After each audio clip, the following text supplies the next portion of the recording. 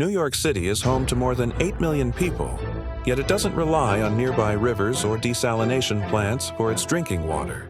Instead, every time you open a tap in the city, that water has traveled from deep forests, mountains, and reservoirs far north of the skyline, some from over 125 miles away.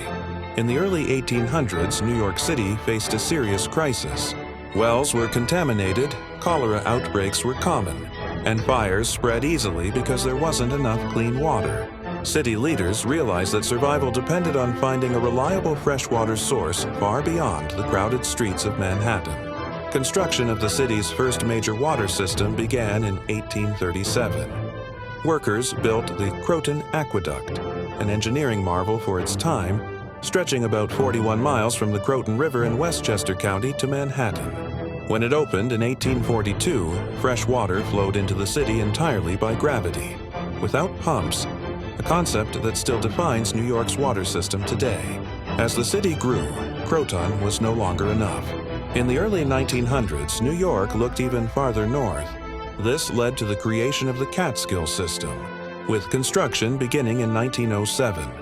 Massive reservoirs were carved into the landscape, and tunnels were blasted through solid rock. Some of these tunnels were built more than 1,000 feet underground, using techniques that were incredibly dangerous at the time. Many workers lost their lives during construction, but their work reshaped the future of the city. By 1917, Catskill water began flowing into New York City. Later, in the 1930s, the Delaware system was added, extending the water supply all the way into the western Catskill Mountains. This system includes some of the longest continuous water tunnels in the world, with sections stretching over 85 miles underground. Today, New York City's water comes from three main systems: Croton, Catskill, and Delaware.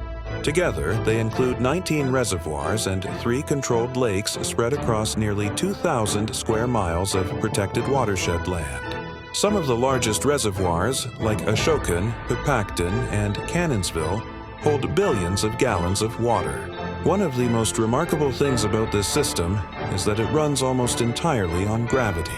Water slowly descends from high-elevation reservoirs, through aqueducts and tunnels, and into the city. This natural pressure is so powerful that in some places it can shoot water several stories into the air if released. Because the water comes from protected forests and mountain land, it is naturally filtered. New York City is one of the few major cities in the world whose water supply does not require full filtration. Instead, the city invested in protecting the watershed itself, limiting development, buying land, and working with upstate communities to keep pollution away from the source. This approach has saved the city billions of dollars while keeping the water exceptionally clean. The water is tested constantly. Thousands of samples are taken every year to ensure safety and quality. By the time it reaches your glass, it has traveled for days through tunnels, chambers, and aqueducts built by generations of engineers and workers. Even today, the system continues to evolve.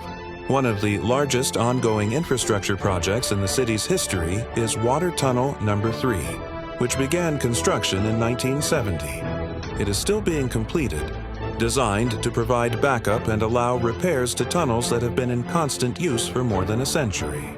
So when you drink New York City tap water, you're not just drinking clean water, you're tasting history.